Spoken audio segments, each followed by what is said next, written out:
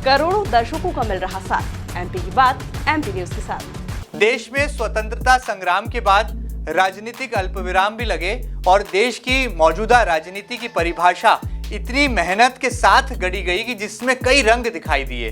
तमाम तरह की विचारधाराओं की लड़ाई भी इस देश में चली और भारत ही पूरे लोकतांत्रिक विश्व में एक ऐसा राष्ट्र है जहां पर अलग अलग विचारधाराएं आज भी कायम है।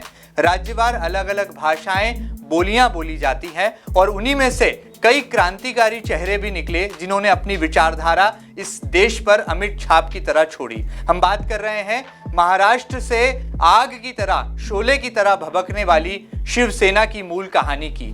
किस तरह से महाराष्ट्र की राजनीति की दशा और दिशा शिवसेना ने बदल कर रख दी और जब बात भारत के दिल मध्य प्रदेश से आई तो कैसे एक क्रांतिकारी चेहरे ने ठाकरे परिवार यानी कि देश की राजनीति के बब्बर शेर कहे जाने वाले बाला साहब ठाकरे के साथ कंधे से कंधा मिलाकर इस राजनीतिक विचारधारा को कायम करने में अपना पूरा जीवन समर्पित कर दिया। आज आपकी मुलाकात एमपी न्यूज के इस खास सेगमेंट में एक ऐसी ही शख्सियत, एक ऐसे ही व्यक्तित्व से हम कराने वाले हैं जिन्हें बाला साहब का एकलव्य कहा जाता है। और ये किताब इस वक्त जो टीवी स्क्रीन पर आप देख पा रहे हैं उनकी ही लिखी ये रचना है जिसमें बाला साहब ठाकरे के संघर्ष की दास्तां शिवसेना की दो फाड़ नहीं बल्कि शिवसेना की मूल परिभाषा को अंकित किया गया है। इस किताब को क्रांतिकारी योद्धा शिव सैनिक मोहन पालीवाल जी ने लिखा है और मातोश्री यानी कि शिवसेना परिवार को इस किताब को उन्होंने समर्पित किया है। आज मौका है शिवसेना के युवा चेहरे उद्धव ठाकरे के जन्मदिन का जब हम ये खास संवाद आप तमाम दर्शकों के साथ साझा कर रहे हैं। तो आइए मुलाकात करते हैं देश के जाने माने क्रांतिकारी योद्धा और शिवसेना के वरिष्ठ नेता मोहन पालीवाल जी से। सर आपका बहुत बहुत स्वागत है एमपी न्यूज के इस खास सेगमेंट में। जी आप देख सकते हैं आपके व्यक्तित्व पर चढ़ा ये लाल रंग कहानी बयां कर रहा है कि कितना संघर्ष और कितनी गर्मी तप सहने के बाद जो है शिवसेना का मूल आकार आज पूरे राष्ट्र में कायम हो पाया है। सर मैं आपके थोड़ा जीवन के पुराने पन्नों की तरफ आपको ले जाना चाहता हूं इस खास सेगमेंट में और जानना चाहता हूं कि बाला साहब ठाकरे का एकलव्य जब ये उपनाम आपको दिया गया तो किस कदर आपने संघर्ष को भी सहा है और बाला साहब ठाकरे की जो मूल भावना थी शिवसेना को गढ़ने की, शिवसेना की रचना की, क्या सही मायनों में वो शिवसेना आज आपको देश में कहीं नजर आती है? सबसे पहले मैं जी हिंदुस्तान की 140 करोड़ जनता जी के सामने आपके माध्यम से आया हूं। जी बिल्कुल। तो जो सच्चाई है वो आपके सामने पेश करूंगा। बिल्कुल। और आपको आपके जो प्रोप्राइटर्स हैं मेहता साहब, उनका आज जन्मदिन है, उनको आज जन्मदिन की बधाई और पूरे स्टाफ को शुभकामना। बिल्कुल। कि आपका जिस प्रकार से चैनल पूरे प्रदेश और हिंदुस्तान में देखा और पढ़ा जा रहा है जी, वो एक काफ़ी राजनीतिक संघर्ष करने वालों के लिए, राजनेताओं के लिए और आवाम के लिए बहुत महत्वपूर्ण हो चुका है। काफ़ी प्रसिद्ध है ये। बिल्कुल। इतना ही कहना चाहूँगा। Thank you very much. तो आपके जो प्रश्न हैं वो प्रश्न इस प्रकार से हैं कि आपने मेरे विषय में पूछा। बिल्कुल। मैं इंदौर का ही रहने वाला हूँ, माँ इल्या के नगरी का। 20.5 साल की उम्र में हिंदुस्तान की प्रधानमंत्री श्रीमती इंदिरा गांधी का आगमन इंदौर में हुआ। जब बांग्लादेश का युद्ध हुआ था वो दौरे पर थी और इंदौर में एक आम सभा लगी। 5000 लोग मंच के सामने, जबकि पुलिस एडमिनिस्ट्रेशन, बीएसएफ, पत्रकार, पुलिस सब कुछ कार्यकर्ता कांग्रेस के थे। लेकिन मुझे उस जो 5000 लोग पीछे कुचलने वाले थे भीड़ में, उस समय पुलिस की लाठी छीनकर मैंने लाठीचार्ज किया था इंदौर शहर के अंदर। और श्रीमती इंदिरा गांधी ने मुझे एक सफदर में बुलाया। बिल्कुल। राहुल गांधी उनकी गोद में था, 1.5 साल का बालक था। 2-3 दिन तक मैं गया, राहुल को मैंने आइसक्रीम खिलाई, मिठाई खिलाई। यहाँ से मेरा जीवन पढ़ते पढ़ते राजनीति में प्रवेश कर गया। वो टिकट मेरा काट दिया गया। इंदौर छोड़ के मैं मुंबई चला गया। और सन 71 से आज तक मेरी उम्र 75 वर्ष की हो रही है। अब आपने जो बात की है भी संघर्ष की और क्रांति की, तो हम लोग वाकई में जो पुराने जो आज़ादी के समय जो क्रांतिकारी जो लोग जो स्वर्गवासी हुए थे, शहीद हुए थे, शायद उनमें से कोई आत्मा हम लोगों में आ गई थी। इसलिए हमने श्री छत्रपति शिवाजी महाराज को चुना, महाराणा प्रताप को चुना, भगत सिंह को चुना, चंद्रशेखर को चुना और ऐसी क्रांति की ज्वाला लिए मुंबई मातृश्री मेरा जाना हुआ जी। मैं उस समय प्रेस लाइन में आ चुका था। 1.5 वर्ष तक बाला साहब ठाकरे से मेरी मुलाकात महाराष्ट्र के मराठी नेताओं ने नहीं होने दी। उन्होंने कहा कि पहले हमसे तो मिल लो, बाल ठाकरे तो दूर की बात है। पत्रकार बनकर मैंने बाला साहब का इंटरव्यू लिया 21 साल की उम्र के अंदर, और फिर उनसे कहा कि मैं शिवाजी को लेने आया हूँ, इंदौर से शिवसेना की स्थापना करना चाहता हूँ। उन्होंने कहा कि अभी तो मैं महाराष्ट्र में ही नहीं पहुँचा हूँ, इंदौर का मुस्लिम काट के सोरों को खिला देगा। ये चैलेंज मैंने मंजूर किया बाला साहब का, और बिना नियुक्ति के मैंने श्री छत्रपति शिवाजी महाराज की मूर्ति के साथ मैंने उसका शुभारंभ किया है। तो ये एक शॉर्ट के अंदर मैंने आपको बताया, बाकी तो बहुत लंबी कहानी है। बिल्कुल बिल्कुल। सर मैं जानना चाहूँगा, ये जो किताब इस वक्त मेरे हाथों में है, बाला साहब का एकलव्य, इसका ये टाइटल है, तो ये ऐसे ही नहीं प्राप्त हो जाता। जब एक संबंधों में प्रगाढ़ता, गहराई आती है, तो किस तरह से आपके जीवन के ऐसे संस्मरण जुड़े हैं बाला साहब ठाकरे जी से? क्योंकि आज उद्धव ठाकरे जी के जन्मदिन पर अगर यदि हम उनके पिताजी को याद नहीं करेंगे, जहां से उन्हें मूल संस्कार, प्रेरणा और ये संस्कृति मिली है सियासत की, जनसेवा की, तो ये मुझे लगता है बेईमानी सी होगी। तो बाला साहब ठाकरे से आपके जो जुड़े संस्मरण हैं, उनमें से कुछ ऐसे चुनिंदा संस्मरण बताइए जब लगता था कि बाला साहब ठाकरे देश के उन चुनिंदा राजनेताओं में से एक हैं जो कि सैद्धांतिक राजनीति करते हैं, सिद्धांतवादी शख्सियत हैं, ना कि अवसरवादी। जी, तो कहानी ऐसी होती है कि बाला साहब के नज़दीक पहुंचना ही उस ज़माने में बहुत मुश्किल था जी, क्योंकि 6 साल में हिंदू हृदय सम्राट शिवसेना प्रमुख श्रद्धेय बाला साहब ठाकरे महाराष्ट्र में काफ़ी प्रसिद्ध हो गए थे, और जेड सिक्योरिटी जैसे इंदिरा जी की सिक्योरिटी होती थी, वैसी सिक्योरिटी बाला साहब की मातृश्री पे हुआ करती थी। तो हम लोगों को शुरू में काफ़ी दिक्कतें आई, लेकिन बाला साहब जब इंदौर में दूध का एक आंदोलन किया, हम लोगों ने इमरजेंसी लग गई। इमरजेंसी में श्रीमती इंदिरा गांधी का, हिंदुस्तान के एकमात्र लीडर थे जिन्होंने समर्थन किया था।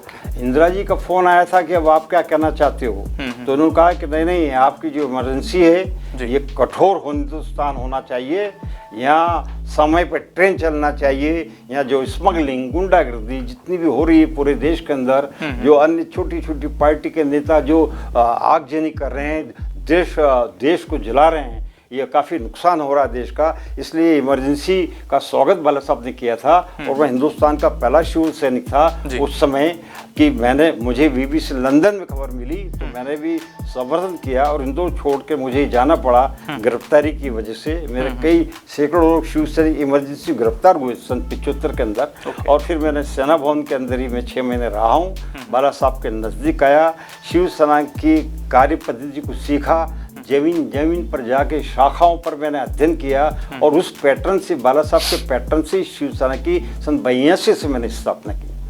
लेकिन सर एक सवाल यहाँ मेरे जहन में है कि आज जब देश की राजनीति में शिवसेना की बात जुबान पर आती है, तो शिवसेना एक नहीं बल्कि 2 देश में खड़ी नजर आती है।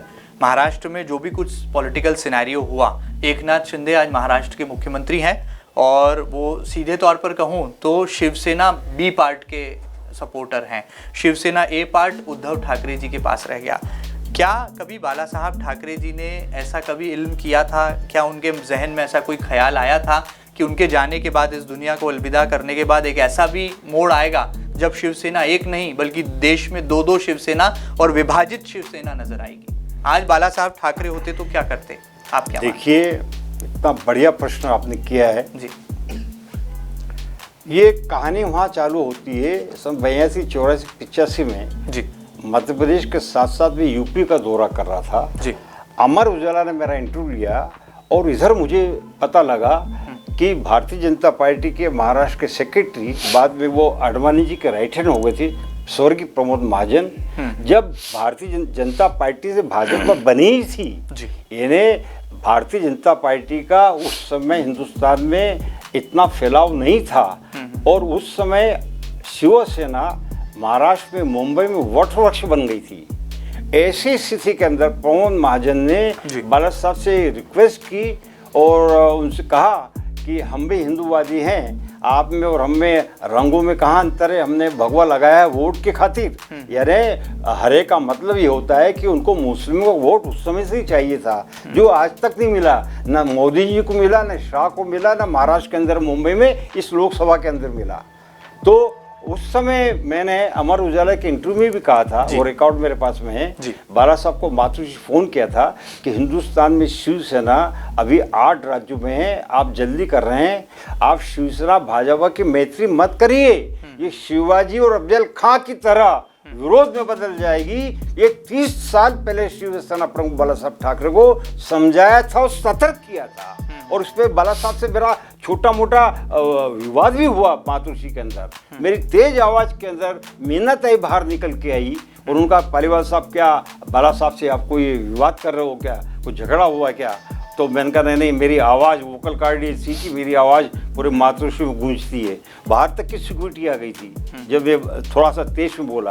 हम सम्मान करते थे बाला साहब का, लेकिन कहीं पार्टी ट्रैक से बाहर जा रही है तो उस समय हम रोकते भी थे, क्योंकि मैं बाला साहब की कमेटी में था। बाला साहब के 13 लोग नेता थे महाराष्ट्र के। मैं हिंदुस्तान का पहला व्यक्ति था जो बाला साहब के उस मीटिंग को अटेंड करने के लिए इंदौर से मुंबई जाया करता था। तो इस प्रकार से बाला साहब को बाला साहब बनाने वाले हम लोग उस समय यदि सतर्क हो जाते, सतर्क हो जाते, तो जो आपका प्रश्न उसका उत्तर ये है कि आज ये स्थिति नहीं होती। बीजेपी से मैत्री तो उस समय करके ही बाला साहब ने गड़बड़ कर दी और हम उत्तर भारतीयों का दिल दुखा दिया। और उसमें एक लाइन के अंदर मैं बता दूं, उसमें क्या था उस लाइन के अंदर, वो तो मैत्री का जो प्रस्ताव जो उनका था वो मुझे बहुत बाद में मालूम पड़ा। जब मैंने छानबीन की, महाराष्ट्र शिवसेना कार्यालय में छानबीन की, मैंने भाजपा कार्यालय में छानबीन की, तो उसमें ये प्रस्ताव था कि शिवसेना महाराष्ट्र में राज करेगी और हिंदुस्तान में भारतीय जनता पार्टी राज करेगी। ये कितना बड़ा धोखा था हम उत्तर भारतीयों के लिए, ऐसा समझौता। तो फिर मुझे आप साइकिल लेके मैं पूरे इंदौर में, प्रेस में, मध्य प्रदेश के अंदर दौरे कर रहा हूँ, हिंदुस्तान में दौरे कर रहा हूँ, इतने मेरे खिलाफ केस बने जा रहे हैं, इतने मेरे मुस्लिम, सैकड़ों मुस्लिम मेरे दुश्मन बन रहे हैं, केवल इस कारण कि मैं बाल ठाकरे का शिव सैनिक हूँ और मैं शिवसेना की स्थापना मध्य प्रदेश लेके पूरे देश के अंदर कर रहा हूँ। और 8 राज्यों में शिवसेना की स्थापना की,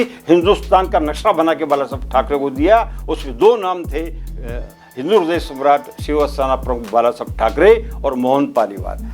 तो इसकी भी बड़ी प्रतिक्रिया हुई। महाराष्ट्र के मराठी जो नेता थे उनके आगे पीछे वाले वो ईर्ष्या की भावना से मेरा विरोध करते चले गए। तब भी बाला साहब हम जुड़े हुए थे और आज तक जुड़े हुए हैं। बहुत बड़ी बात कही यहाँ पर। मुझे ऐसा लगता है कि पुराना वो दौर था, राजनीति की परिभाषाओं में जो है जनसेवा दिखाई देती थी, लेकिन आज अवसरवादिता का ये दौर है। आपको नहीं लगता है कि आज जब आपने तो खैर इतना संघर्ष किया, पूरा जीवन एक तरह से कह दिया जाए कि समर्पित कर दिया शिवसेना को, उस भगवा ध्वज को समर्पित कर दिया, जिस ध्वज की आज जो है बोलबाला है, उसका एक प्रभाव है और महाराष्ट्र में आज सत्ता में है, सरकार में है।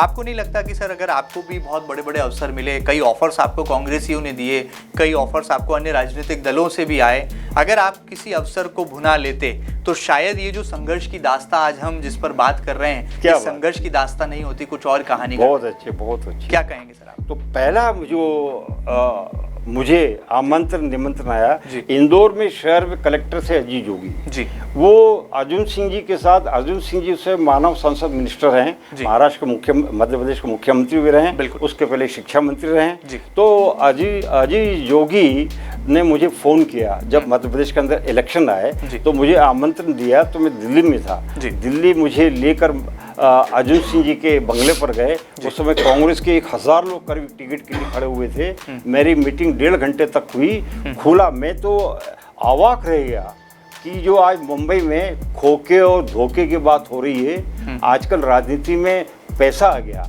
तो मेरे सामने जो प्रोग्राम रखा उस समय ये था कि 50 लाख रुपया कैश पालीवाल जी आपको और 20 महिंद्रा की जीपे आपको। तो मैंने कहा किस बात के लिए? तो केवल भोजपुर से भारतीय जनता पार्टी के मुख्यमंत्री के खिलाफ आप फॉर्म भर दीजिए, बाकी हम सब देख लेंगे, क्योंकि आप एक सशक्त हिंदू नेता मध्य प्रदेश के अंदर हैं और ये मुकाबला एक त्रिकोणीय मुकाबला होगा जिसमें हिंदू वोट को भाजपा का डिवाइड करेगा और उनका बेटा जो अजय सिंह है वो मुख्यमंत्री मध्य प्रदेश की बनाने की इनका प्लान था। तो वो प्लान इसलिए इनका नहीं हो पाया कि शिवसेना प्रमुख बाला साहब ठाकरे के सामने मैं शिवाजी पार्क में शपथ ले चुका था कि जैसे आप कभी जीवन के अंदर इलेक्शन लड़ रहे हैं, सेवा हक आपके पास में है, उसी प्रकार से मैं भी जीवन में कभी चुनाव नहीं लड़ूंगा। इस बात ये रोक मेरे सामने आ गई थी। यदि मैं शपथ नहीं लेता तो शायद हो सकता कि पटवारी जी के खिलाफ में वहाँ पर चुनाव लड़ लेता और 50 लाख रुपया कैश भी कर लेता। एक ये आया। दूसरा जो आया मेरे जीवन के अंदर वो आया आडवाणी जी का पवन महाजन का प्रस्ताव। जब मैंने इसका विरोध किया महाराष्ट्र के अंदर कि आडवाणी जी आप ठीक नहीं कर रहे हैं, बाला साहब के साथ दोनों मिलकर मीटिंग कर रहे हैं और हम उत्तर भारतीय को छोड़ दिया, तो उस समय तो फिर मैंने आडवाणी जी की प्रेस कॉन्फ्रेंस भोपाल में 250 पत्रकार, जब राम रथ यात्रा का समापन हुआ उसमें मेरी तो एंट्री नहीं थी, वो बीजेपी की पत्रकार वार्ता थी, आडवाणी जी की राष्ट्रीय अध्यक्ष की पत्रकार वार्ता थी और 3 दिन का भारतीय जनता पार्टी का भोपाल में सम्मेलन था गांधी हॉल के अंदर। तो उस समय मुझे लगा कि अभी सब प्रेस के बीच मेरी बात यदि मैं जोरदार तरीके से आडवाणी के सामने रखूंगा, सुषमा स्वराज और गुजरात के मुख्यमंत्री 4 मुख्यमंत्री बैठे थे, मेरी एंट्री बड़ा मुश्किल था, प्रेस कार्ड दिखाना था, मेरे पास प्रेस कार्ड नहीं था। मैं अपनी तौर तरीके से एंट्री करके आडवाणी जी की प्रेस कॉन्फ्रेंस कम से कम 10 मिनट वहाँ चल नहीं पाई मेरी वजह से और मुझे रोका टोका गया। तब मैंने उनसे कहा कि ये महाराष्ट्र में नहीं पूरे देश में शिवसेना भाजपा की मित्रता होना चाहिए ताकि लाल किले पर भगवा हमारा 50 साल तक जो है हट नहीं पाए। इस प्रकार की आप मित्रता यदि हिंदुत्व की बात करते हैं, शिवाजी की बात करते हैं, बाला साहब से आपने अकेले मित्रता की, तो उसका प्रभाव ये पड़ा कि उन्होंने मेरी बात को सुना, वो नाराज भी हुए, प्रेस के लोग भी नाराज हुए, मेरी गिरफ्तारी का भय भी था, पुलिस मुझे ढूंढ रही थी भोपाल के अंदर राजधानी में, शाम को उनकी आम सभा थी। तो एक ये प्रकरण सामने आया। फिर उसके बाद में मैंने भारतीय जनता पार्टी का कार्यालय भोपाल का घेरा, 10,000 लोग शिव सैनिक उस समय भोपाल पहुंचे। दिग्विजय सिंह उस समय मुख्यमंत्री थे, इन्होंने 144 धारा लगाई, लेकिन मैंने दिग्विजय सिंह से रिक्वेस्ट किया कि मैं आपका घर बंगला, आपके कांग्रेस का आपका दफ्तर घेरने नहीं आ रहा हूँ, बीजेपी का और शिवसेना का हमारा आपस का मामला हम सुलझा लेंगे, ये 144 धारा हटाइए, नहीं तो जो ये हिंदुस्तान पाकिस्तान आप भोपाल को बनाते हैं मैं वही बना के दिखा दूंगा। तो इस प्रकार से वो 144 धारा हमने तोड़कर भारतीय जनता पार्टी का कार्यालय घेरा। ये 2 मेरे प्रमाण अखबारों में भी है, विजिलेंस के पास भी है, रॉ के पास भी है। पूरा हिंदुस्तान के राजनेता, सांसद, विधायक, मंत्री जो अब मेरी उम्र के हो गए, कहीं तो चले गए होंगे, उनको सबको ये कहानी पूरी मालूम है। और तीसरा फिर मेरा जो धमाका था, वो तीसरा धमाका था जब राष्ट्रीय सम्मेलन भारतीय जनता पार्टी का था, जब मनोज जोशी मुख्यमंत्री थे, बाला साहब भी थे, राज ठाकरे भी थे, उद्धव भी थे। ऐसे समय में फिर मैंने राष्ट्रीय अध्यक्ष का घेराव की योजना बनाई और 40,000 कार्यकर्ताओं को शिवसेना लेके मुंबई के अंदर मैंने इनका घेराव किया। मुझे ऐसा गिरफ्तार किया जैसे हिंदुस्तान का कोई आतंकवादी हो, मोहन पालीवाल। इतना पुलिस फोर्स लगा कि मुझे वहाँ प्रताड़ित किया गया और वहाँ पर मुझे गिरफ्तार किया गया। तो ये 3, 4, 5 मौके ऐसे आए। उसके बाद ये प्रभाव इतना बढ़ गया कि प्रमोद महाजन ने दिल्ली बुलाकर, आडवाणी जी ने बुलाकर, ठंड के दिनों के अंदर कार्यालय में बिठाकर चाय पानी करवाया, प्रमोद जी के घर भेजा और उन्होंने मुझे राज्यसभा दे दी। ये जो आपने प्रश्न किया ना, वो 2-3 प्रश्न मेरे जीवन के अंदर उतार चढ़ाव ऐसे आए।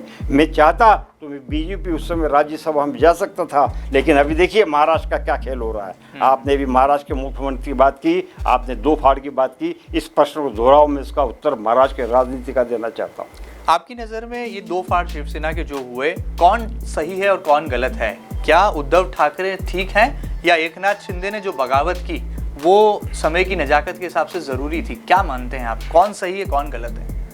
अब देखिए, ये बात पिछले 2-2.5 सालों की है।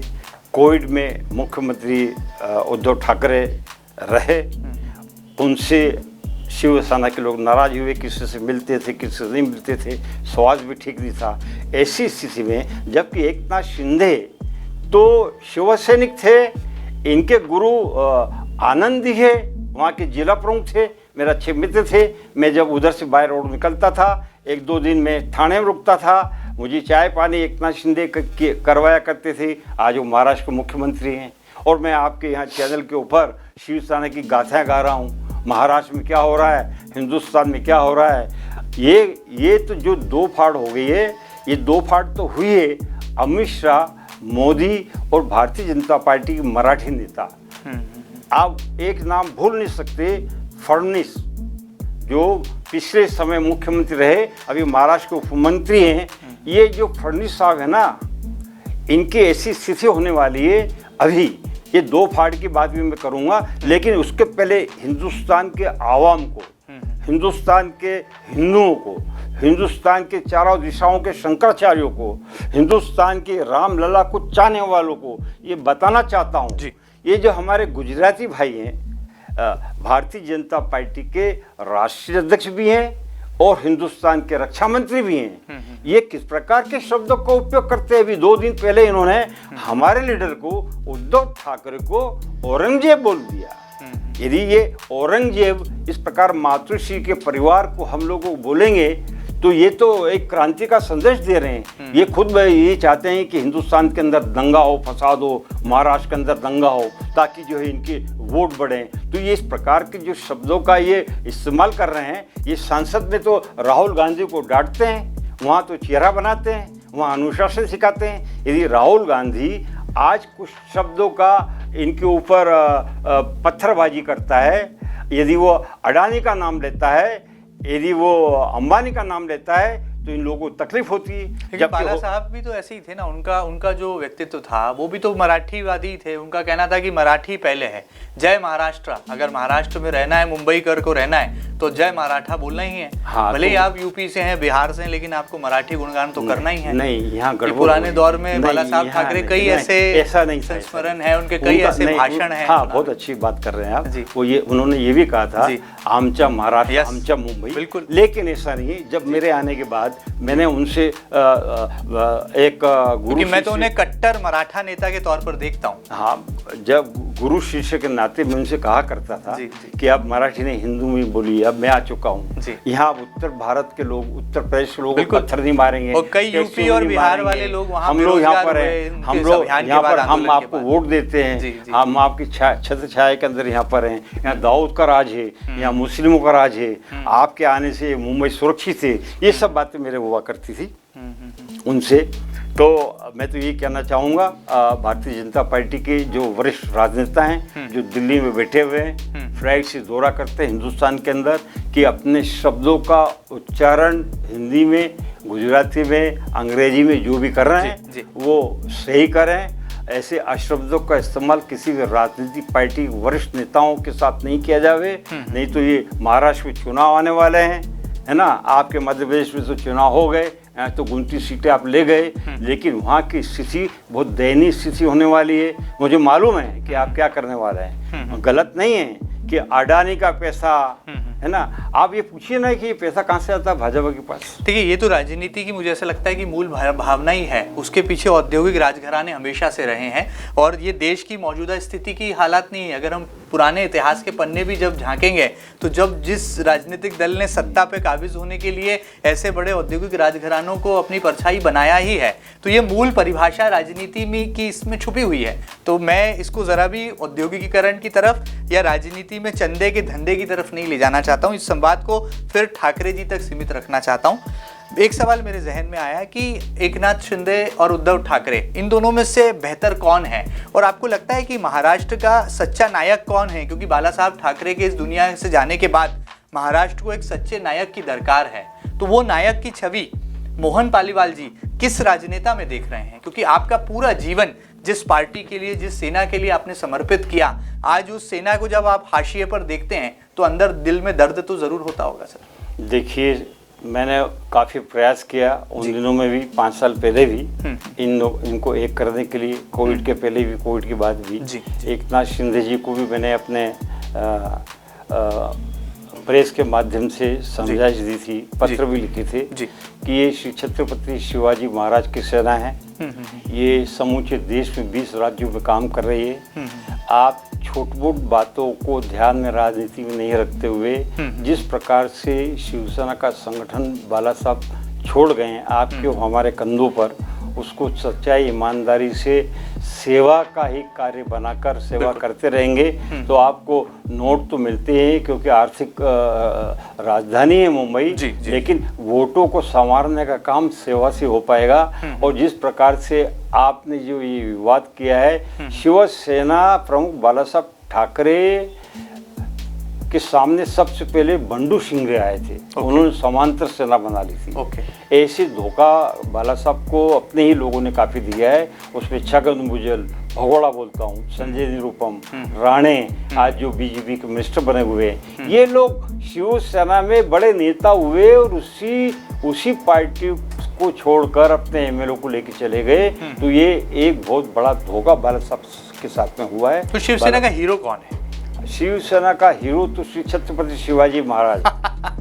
मैं शिव भक्त हूँ, शिवाजी भक्त हूँ, मातृश्री भक्त हूँ, बाल ठाकरे भक्त हूँ, लेकिन उद्धव ठाकरे जी भी संभाल सकते थे शिवसेना को उस समय। ये जो एकनाथ शिंदे नाराज होकर नहीं जाते तो आज ये स्थिति नहीं होती। लेकिन हम उद्धव ठाकरे से भी, हम लोग उत्तर भारत के लोग भी नाराज हैं, क्योंकि उद्धव जी का भी पक्ष लेना मेरे लिए न्याय और अन्याय दोनों एक जैसा होगा, क्योंकि मेरे लिए तो दोनों हैं। क्योंकि एकनाथ शिंदे भी मेरा बहुत सम्मान करते हैं, वो महाराष्ट्र के मुख्यमंत्री, इधर उद्धव ठाकरे मेरे छोटे भाई की तरह हैं। तो ये जो प्रश्न का जवाब मेरे जैसा महाराष्ट्र के बाहर का व्यक्ति, गैर मराठी शिव सैनिक कभी भी नहीं देगा, क्योंकि मेरे लिए दोनों समकक्ष हैं, दोनों योग्य हैं और दोनों सरकारें अपनी अपनी जोर दिखाकर जो भी बनाएंगे वो महाराष्ट्र के चुनाव के अंदर साबित हो जाएगा। चलिए, सिक्का हवा में है, हेड आएगा या टेल, ये जनता जनार्दन को तय करने देते हैं। जी हाँ। अच्छा बताइए सर, ये राज की बात, ये जो कटारनुमा तलवार आप अपने साथ लिए रहते हैं, ये क्यों लिए रहते हैं? क्या ये डराने के लिए है? और इस वक्त इंटरव्यू में आप लेकर आए तो कोई ऐसा तो नहीं कि कोई मैं सवाल आपसे पूछ लूँ और इसका उपयोग आप करें? ये क्या है, ये बाला साहब के पास इस प्रकार के कई हथियार हैं जी। तो एक क्या होता था, एक छोटा चाकू था भगवे के अंदर, मेरे पास में सेफ्टी के लिए रहता था। तो मैं जब मातृश्री मिलने गया तो वो किताबें बुक कॉपी निकालते समय ये वो छोटी सी कटार मैंने सेंटर टेबल पर रख दी। वो बाला साहब की नज़र गई तो बाला साहब ने कहा ये क्या है? मैंने कहा सर सॉरी, ये तो, अरे ये क्या, इससे बड़ा हथियार रखना चाहिए। तो वो राजे करके उनके पिए थे, उनको कहा वो जरा शिवाजी की मेरी तलवार लेके आना। तो वो एक लंबी तलवार वो लेके आया दोनों हाथ से उठा के, और मेरी वो छोटे से चाकू के सामने बाला साहब ने बड़ी तलवार रख दी सेंट्रल टेबल पर। मैं समझते हुए धीरे नहीं लगी, छोटी लकीर बड़ी लकीर का मामला है। मैंने कहा सॉरी सर। फिर उनका नहीं कोई बात नहीं, ये छोटा क्यों रखती हो, बड़ा रखो। तो ये साहब की दी हुई गिफ्ट है मेरे पास में, चलिए बाला साहब ठाकरे की दी हुई है। इसलिए क्या है कि मुझे रखना पड़ती है, अभी इस प्रकार की मैं बातें करता हूँ बाहर, मुझे कई टेलीफोन भी आते हैं ऊंची नीचे, तब तो सुरक्षा की दृष्टि से मैं रखता हूँ। चलिए, बहुत बड़ी बात है। और आपको यहाँ पर दर्शकों को जाते जाते ये भी बता दें कि मोहन पालीवाल जी को न केवल एक क्रांतिकारी योद्धा, एक समर्पित शिवसैनिक होने के नाते जाना पहचाना जाता है, बल्कि उन्हें एमपी का मिनी ठाकरे भी कहा जाता है, क्योंकि जो अंदाजे बयां बाला साहब ठाकरे का महाराष्ट्र की सियासत में रहा है, कुछ वैसा ही और उससे बढ़कर अंदाजे बयां मोहन पालीवाल जी का भी अपने समर्पित भाव के साथ शिवसेना के प्रति रहा है। बहरहाल वो दूसरी बात है कि मध्य प्रदेश में शिवसेना वो मजबूत आबोहवा नहीं बना पाई जिस कदर महाराष्ट्र में शिवसेना की तूती बोलती है। सर, जाते जाते ये जो किताब आपने जिसको प्रकाशित किया है, और ये भी जानना चाहेंगे कि आज के नौजवान, आज के युवा आखिर क्यों बाला साहब ठाकरे के बारे में बहुत कुछ जानें, समझें, उन्हें पढ़ें, उनसे प्रेरणा लें और क्या आत्मसात करें? क्योंकि आप जैसे योद्धा जिन्होंने पूरा जीवन एक सेनानी के नाते जो है शिवसेना को समर्पित कर दिया, तो बाला साहब ठाकरे के बारे में, उद्धव ठाकरे अब उनकी विरासत को आगे बढ़ा रहे हैं, राज ठाकरे अपनी विचारधारा के साथ महाराष्ट्र की राजनीति में कायम है, क्यों देश का नौजवान, क्यों देश का युवा बाला साहब ठाकरे को आत्मसात करे, उनका अनुसरण करे? देखिए, जितने लाखों करोड़ों लोग हमारे हिंदुस्तान के जी शिवाजी भक्त हैं, बाल ठाकरे भक्त हैं, आज तक वो शिवसेना का ये भगवा ध्वज छोड़ नहीं पा रहे हैं जी। वो दिल से, मन से, मेरे जैसे सैकड़ों लोग हैं जो राज्य प्रमुख बने हिंदुस्तान के, जिन्होंने पहला भगवा ध्वज उठाया जी। तो वो इस शिवाजी की माला को जपते जपते ये उम्र हम लोगों की हो गई। उद्धव ठाकरे बाहर आए नहीं, हमने चार्ट में प्लेन खड़ा किया हुआ है, आज भी नहीं आ रहे हैं। आदित्य ठाकरे बीच में आके दिग्विजय सिंह कमलनाथ से मिलकर चले गए मध्य प्रदेश के अंदर। और शिवसेना बहुत फॉर्म में थी, आप ऐसा मत बोलिए। शिवसेना इस प्रदेश के अंदर चुनाव भी लड़ चुकी है और फॉर्म में थी। मोतीलाल वोरा के खिलाफ पहला इलेक्शन लड़ा था शिवसेना ने, जब 22,500 वोट लेके हम दूर से निकले थे। तो शिवसेना का तो बहुत लंबा इतिहास हो गया है। और उद्धव ठाकरे के बाला साहब ठाकरे नहीं आए, ये प्रमोद महाजन के नहीं आए कि वो हरी गोलियां बन गई पाकिस्तान में। आईवी की रिपोर्ट है कि बाला साहब महाराष्ट्र से बाहर निकलेंगे, इंदौर जाएंगे तो गोलियों से भून दिए जाएंगे। इस प्रकार की बातें करके बीजेपी के नेताओं ने और आईवी की ने, वहाँ की पुलिस ने बाला साहब को कैद कर रखा था मातोश्री के अंदर। तो हम तो हमेशा बार ये कहते हैं कि मातोश्री से सेना भवन से विधानसभा। बाला साहब आपने तो दिल्ली भी नहीं देखी, तो इंदौर कब आओगे? हमारे चार्टर प्लेन उनका इंतजार करता रहा, बाला साहब कोई बाहर नहीं आए। तो आज शिवसेना की हमारी दूरदृष्टि बाहर ज़्यादा हो रही है, खराब हो रही है, हिंदुत्व तो हमारा सिकुड़ रहा है। एक प्रश्न आप वो नहीं कर रहे हैं जो मैंने एक पत्र आपको दिया है, बिल्कुल बाला साहब का लिखा हुआ पत्र है, वो आप बताइए। दर्शक जो है इस वक्त टीवी स्क्रीन पर देख पा रहे होंगे, एक पत्र है जो कि बाला साहब ठाकरे की हैंडराइटिंग में ही लिखा गया है और मोहन पालीवाल जी को संबोधित भी किया गया है। मेरा अगला सवाल उसी पत्र से जुड़ा था हालांकि, लेकिन आप खुद ही बता दीजिए, क्या बाला साहब ठाकरे को इतना वक्त मिल पाता था कि खुद अपने हाथों से जो है एक एक चिट्ठी लिखते थे और जिसमें आपको वो आग्रह कर रहे हैं कि इस बैठक में आप जरूर आइएगा? तो क्या ये बाला साहब ठाकरे का आपके प्रति निकटता का एक जीता जागता प्रमाण भी है? मुझे इस बात की खुशी है जी कि मैंने इससे सर्वे भी करवाया। महाराष्ट्र में, मुंबई में 2 पत्रकार मैंने लगवाए। लेकिन इस प्रकार का पत्र बाला साहब का हाथ का लिखित पत्र महाराष्ट्र में न तो उद्धव ठाकरे के पास है, न मीना ताई के पास है। मीना ताई के पास हो सकता, वो कहते हैं कि मीना ताई तो चली गई है, हम वहाँ तक पहुँच ही पाए। हो सकता बाला साहब ने कभी मायके रही होगी तो प्रेम पत्र लिखा होगा। लेकिन न राज ठाकरे के पास, न मनोज जोशी के पास, न वहाँ के कैबिनेट मिनिस्टर के पास, न एकनाथ शिंदे के पास। तो ये पत्र तो अमूल्य पत्र है। अभी अरविंद सावंत जो मेंबर ऑफ पार्लियामेंट अभी चुने गए, 2-3 ऐसे सांसद इंदौर आए, उज्जैन गए मेरे साथ। वो पत्र को देख के वो 3 बार नमन करते हैं कि पालीवाल साहब आपके पास तो आशीर्वाद और करोड़ों की दौलत है।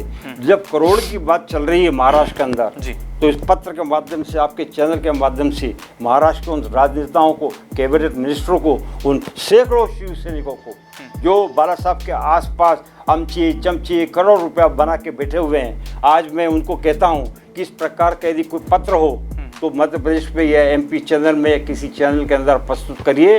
लेकिन वो पत्र का सर्वे रिपोर्ट तो वो खुद बनावे, मैंने जो बनाई है वो आपका ओरिजिनल पत्र में आपके पास में लेके आया। चैलेंज दे रहे हैं? हाँ बिल्कुल चैलेंज दे रहा हूँ। चैलेंज है? हाँ, शिव सैनिकों को, महाराष्ट्र के, पूरे महाराष्ट्र के शिव चैलेंज है।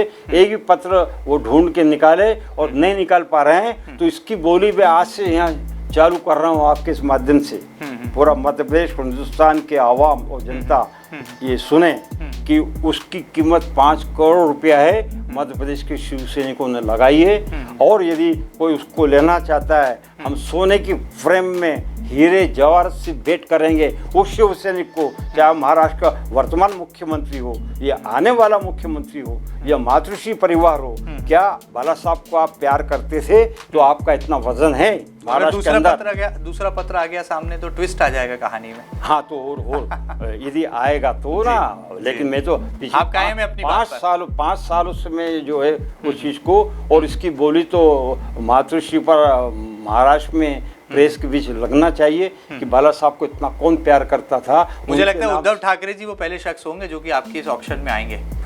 यदि आते हैं तो बहुत बढ़िया बात है। वो पैसा हमारे यहाँ शिव सैनिकों को संगठन के अंदर काम आएगा। इस प्रकार का यदि कोई काम बनता है तो बहुत अच्छी बात रहेगी। आज उद्धव ठाकरे जी का जन्मदिन है, शिवसेना प्रमुख वो जरूर है, लेकिन आज जन्मदिन के मौके पर एक बड़ा ऑफर उन्हें मिनी मुंबई, माया नगरी नहीं बल्कि मिनी मुंबई इंदौर से मिला है। मोहन पालीवाल जी ने बाला साहब ठाकरे का हस्तलिखित पत्र जो है उन्हें देने के लिए एक बड़ी बोली लगाई है। देखना होगा इस ऑफर को क्या ठाकरे परिवार स्वीकार करता है। सर, जाते जाते MP न्यूज़ के दर्शकों के लिए क्या खास पैगाम आप देना चाहेंगे, क्योंकि आज उम्र के इस पड़ाव में भी जो है आपका जोश, जुनून और जज्बा बरकरार है और शिवसेना के प्रति ये जो प्यार है ये भी अपार है, असीमित है।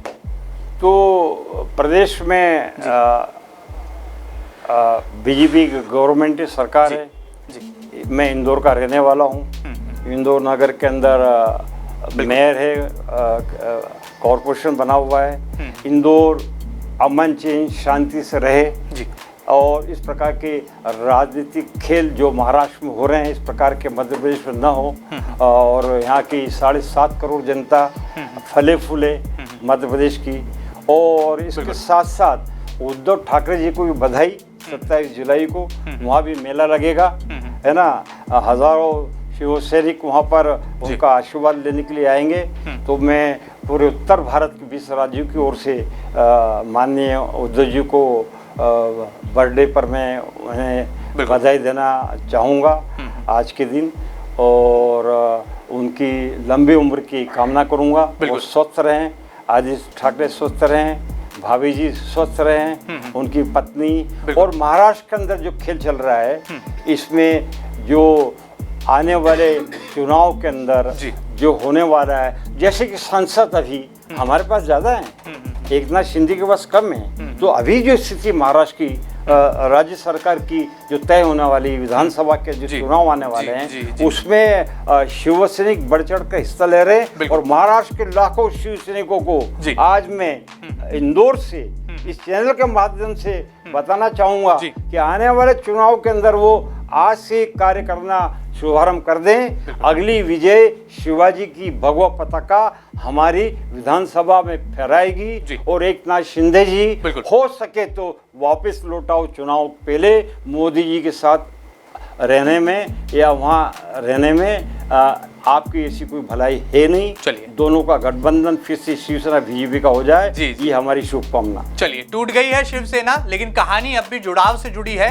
देखने वाली बात ये होगी कि आने वाले कल में जब महाराष्ट्र में विधानसभा चुनाव होते हैं तो क्या वाकई में मोहन पालीवाल जी जैसे जो तमाम पुराने व्यक्तित्व और पुराने चेहरे हैं, जिन्होंने अपने खून से, अपने मेहनत के पसीने से सींचा है इस दल को, इस सेना को, क्या उनकी बात क्या सम्मान रख पाते हैं? और आने वाले कल में क्या उद्धव ठाकरे कोई बड़ा कदम उठाते हैं? और ठीक चुनाव से पहले निडर हैं, दबंग हैं, सिंघम हैं, नेतृत्वकर्ता भी हैं। और भारत के दिल एमपी से आते हैं मोहन पालीवाल जी, जो कि अपने संघर्ष की दास्तां को हम तमाम दर्शकों के साथ साझा करने के लिए हमारे साथ इस खास सेगमेंट में जुड़े हैं। हम भी आपसे कहेंगे कि अगर बाला साहब ठाकरे के मन की बात, उनके दिल की बात को जानना समझना चाहते हैं, शिवसेना की मूल कहानी के संघर्ष को पढ़ना चाहते हैं, तो इस किताब को जरूर एक बार पढ़िएगा, जो कि मोहन पालीवाल जी ने और पूरे लगन और निष्ठा के साथ इसे लिखा है, इसे संजोया है। उम्मीद करते हैं कि आपको ये खास पेशकश जरूर पसंद आई होगी। और यहाँ पर एक आग्रह जरूर कर रहे हैं कि संपादक इस पुस्तक के मोहन पालीवाल जी खुद हैं, लेकिन सह संपादक उनकी धर्म पत्नी अर्धांगिनी कुमकुम पालीवाल हैं, जिन्होंने इस पूरी किताब को जो है एडिट किया है। तो उम्मीद करते हैं कि आज के नौजवानों को बहुत कुछ इतिहास से जोड़ पाएगी ये खास किताब, और आने वाले कल में शिवसेना की मूल कहानी को भी आप तमाम लोगों तक साझा कर पाएगी। ये खास बातचीत आपको कैसी लगी हमें जरूर बताइएगा। और ताज़ा तरीन खबरों के लिए कहीं मत जाइएगा, लगातार बने रहिएगा आपके अपने न्यूज़ चैनल एमपी न्यूज़ के साथ। फिलहाल इतना ही, नमस्कार। करोड़ों दर्शकों का मिल रहा साथ, एमपी की बात एमपी न्यूज़ के साथ।